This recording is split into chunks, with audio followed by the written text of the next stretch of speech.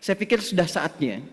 Sekarang kita tidak berbicara lagi dalam konteks perbedaan NU Muhammadiyah dalam tatanan yang disepakati, tapi sekarang babnya adalah bagaimana membangun persaudaraan yang menyinergikan sehingga gagasan-gagasan besar yang disampaikan oleh Gus Yahya tadi di depan, membangun peradaban, membangun kemanusiaan, saya kira bisa diinisiasi di bumi pertiwi ini melalui penyatuan dan sinergitas NU dan Muhammadiyah. Kalau kemanusiaan menang, Islam menang, Kristen menang, Jawa menang, Arab menang, Sunni menang, Syiah menang, semuanya menang. NU menang, Muhammadiyah juga menang. Tapi kalau ada satu kelompok hanya memperjuangkan dirinya sendiri untuk melawan semua yang lain, dijamin semua kalah.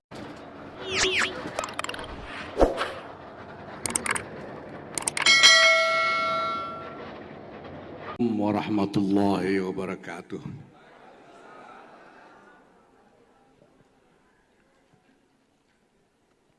Alhamdulillah wa syukurillah wassalatu wassalamu ala rasulillah Sayyidina Maulana Muhammad ibn Abdullah wa ala alihi wa sahbihi wa mawalah.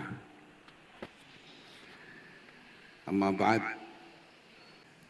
Bapak Ibu sekalian yang saya hormati, untuk memperjuangkan Islam selain dengan memperjuangkan kemanusiaan seluruhnya.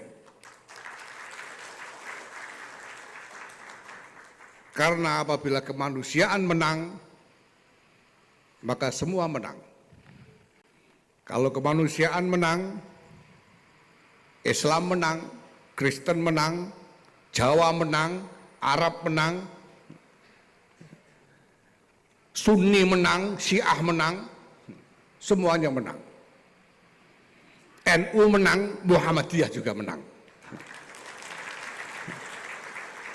Tapi kalau ada satu kelompok hanya memperjuangkan dirinya sendiri untuk melawan semua yang lain, dijamin semua kalah.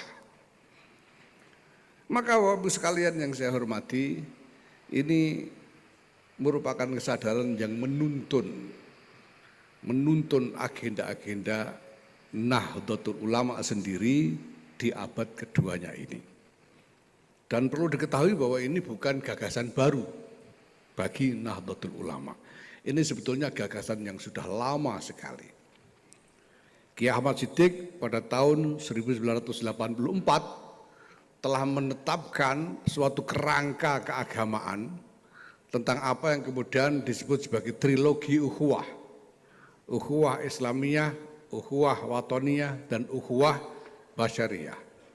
Banyak orang memahami tiga ukhuwah ini dalam nalar yang kebalik. Menganggap bahwa ukhuwah Islamiyah atau persaudaraan di antara sesama muslim itu adalah lingkup yang terkecil yang harus diwadahi dalam persaudaraan dalam lingkup yang lebih besar, yaitu ukhuwah Watoniyah, dan ukhuwah Watoniyah diwadahi dalam lingkup yang lebih besar lagi, yaitu ukhuwah Basyariyah atau persaudaraan kemanusiaan.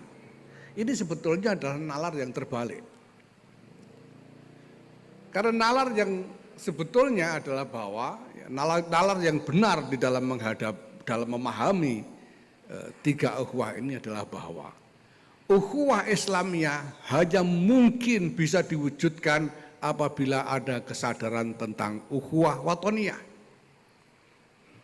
Umat Islam di Indonesia ini hanya bisa rukun satu sama lain kalau ada kesadaran tentang persaudaraan sebangsa sebagai satu bangsa Indonesia.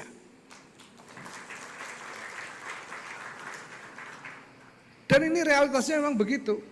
NU dan Muhammadiyah itu kalau tidak sadar bahwa kita ini sebangsa, ya tidak akan rukun selama-lamanya. Wong yang satu kunut, yang satu enggak. Kalau soal taraweh, banyak orang NU yang mau dikorting. Tapi kalau soal tahlilan, pasti orang enggak mau, orang NU enggak mau kalau tidak boleh tahlilan. Nah, enggak akan rukun. Soal permulaan Ramadan dan Idul Fitri saja tidak pernah bisa sama, apa boleh buat.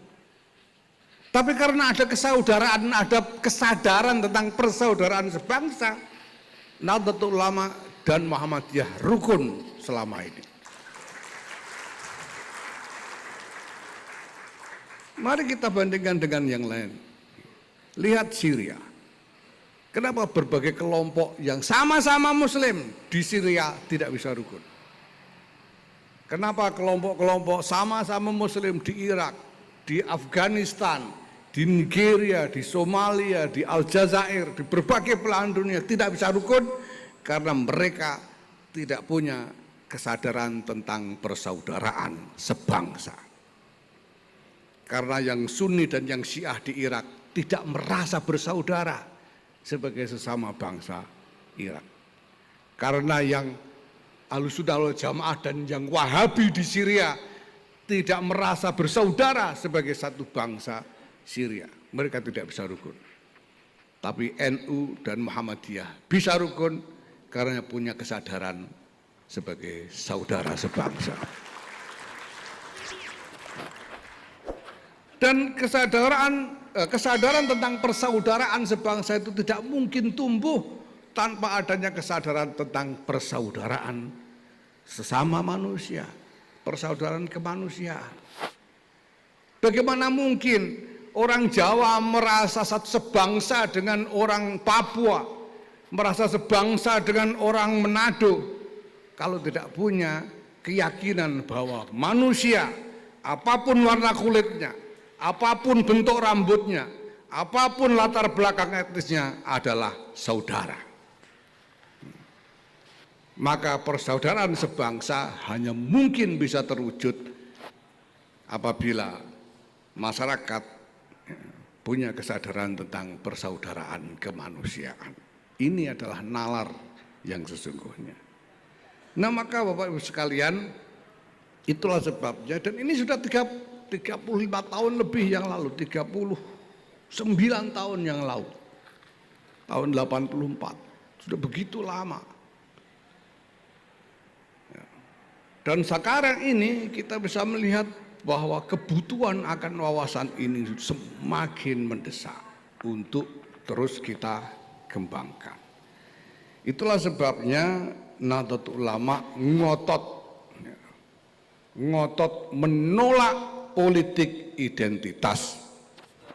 Nahdlatul Ulama menolak identitas-identitas dijadikan senjata politik untuk menggalang dukungan. Tidak identitas Islam, tidak juga identitas NU itu sendiri.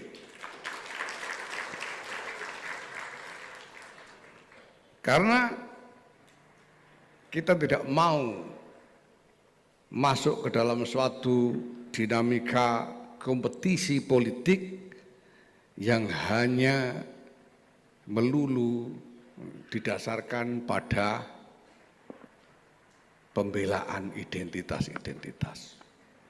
Membela identitas itu akan cenderung mengarah kepada kompetisi yang irasional. Kalau NU lawan bukan NU, itu tidak ada argumen rasional di sana. Kalau bukan NU pokoknya tidak mau. Lihat kunut apa enggak, kalau tidak kunut enggak mau. Mulai puasanya bareng apa enggak, kalau enggak bareng enggak mau. Tidak ada argumentasi rasional. Kalau tidak ada argumentasi rasional, tidak akan ada pendidikan politik dan tidak akan ada tumbuh demokrasi yang rasional.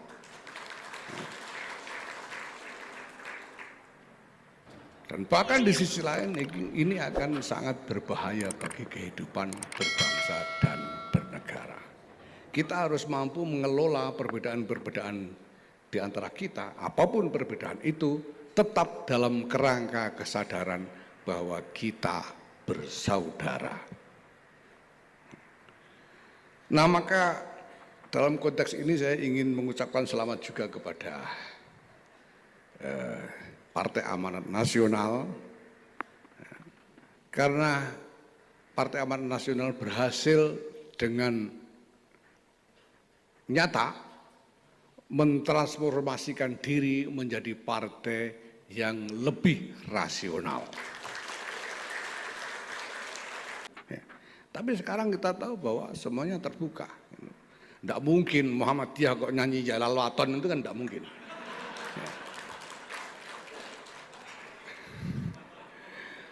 Memperingati, ya kita tahu bahwa kemarin pada waktu kami menyelenggarakan peringatan Harlah 1 Abad NU itu, semua membantu saya sampai saya sangat terharu melihat apa yang terjadi ketika kami menggelar peringatan Harlah 1 Abad itu, karena semua membantu dengan tulus. Apalagi Muhammadiyah yang masih sama-sama Islam, yang kafir-kafir aja ikut membantu.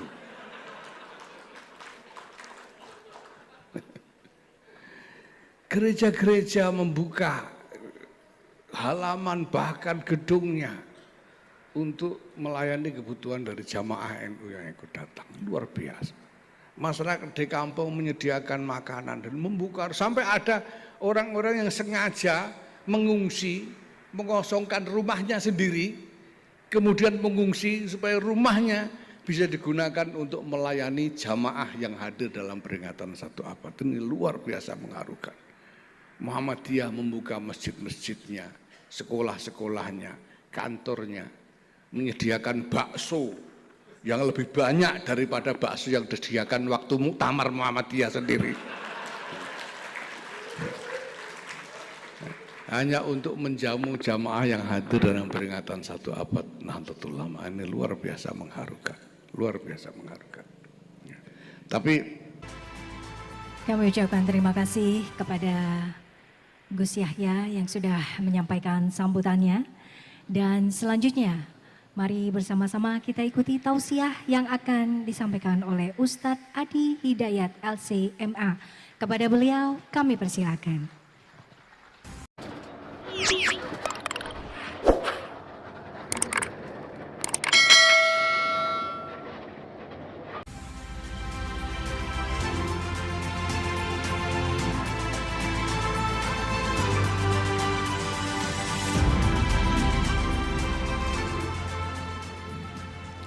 Bismillahirrahmanirrahim.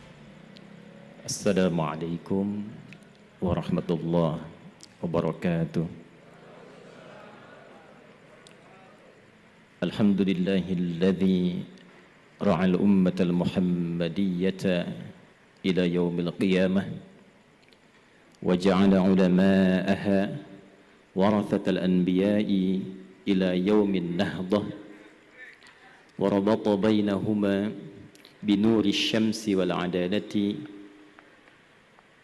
كالشمس وضحاها والليل إذا جلاها مصليا على النبي المصطفى وعلى آله المستكملين الشرف وعلى آله وصحبه إلى يوم الوفاء وبعد.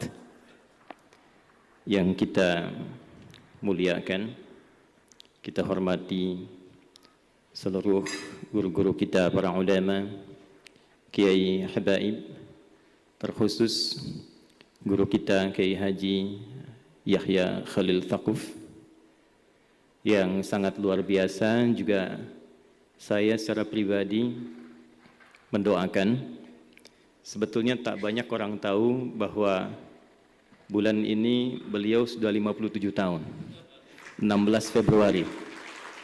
2 hari lalu baru milad nih. Kita doakan mudah-mudahan senantiasa diberikan kesehatan, kekuatan dan kemampuan untuk memimpin NU menuju NU yang berperadaban. Yang kita hormati Bapak Dr. Haji Zulkifli Hasan, yang saya amati berbulan-bulan ke belakang sudah sering keluar masuk pesantren. Boleh jadi nanti besok jadi Gus Zulhas ini. Hari ini sudah pakai sarung. Kalau tadi Gus Yahya menyebutkan partai akan NU, tapi kalau dilihat statistiknya beberapa tempat, sebagian sudah berkata partai anak Nahdiyin, katanya Pak.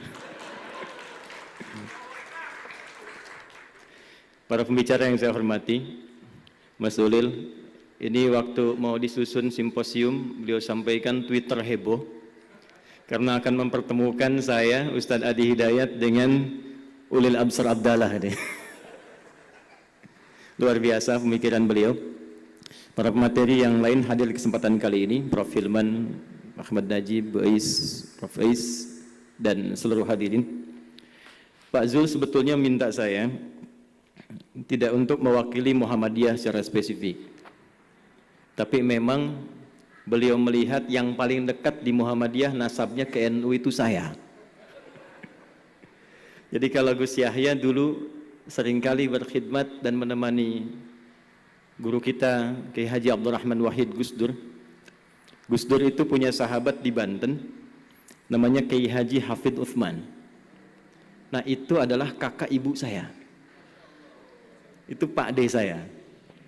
Jadi kecil itu kami juga sudah sering dibawa kalau ke MUI bertemu Kiai Sahal yang sangat saya kagumi dengan ketawaduannya, ilmu fikihnya yang luar biasa.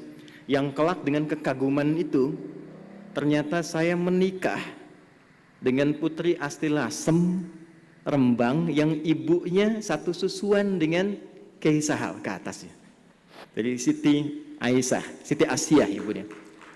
Jadi saya ke keluarganya Gus Koyum, ke Gus Baha, kalau ditelusuri nyambung dari istri itu biradha'ah. Karena itu Gus Koyum manggil saya Ade. Kalau kami teleponan itu saya bilang De Adi, apa kabar gitu. Ya. Jadi hari ini saya sangat terharu, luar biasa. Dan insya Allah Gus Yahya saya itu hatam, ya lalwatan itu hatam saya. Ayah saya itu Ustadz di NU, di Pandeglang. Tapi kenapa saya dimasukkan ke sekolah Muhammadiyah? Baru tahu juga saya setelah dewasa, ternyata salah satu risalahnya supaya saya bisa menerangkan tentang NU di Muhammadiyah.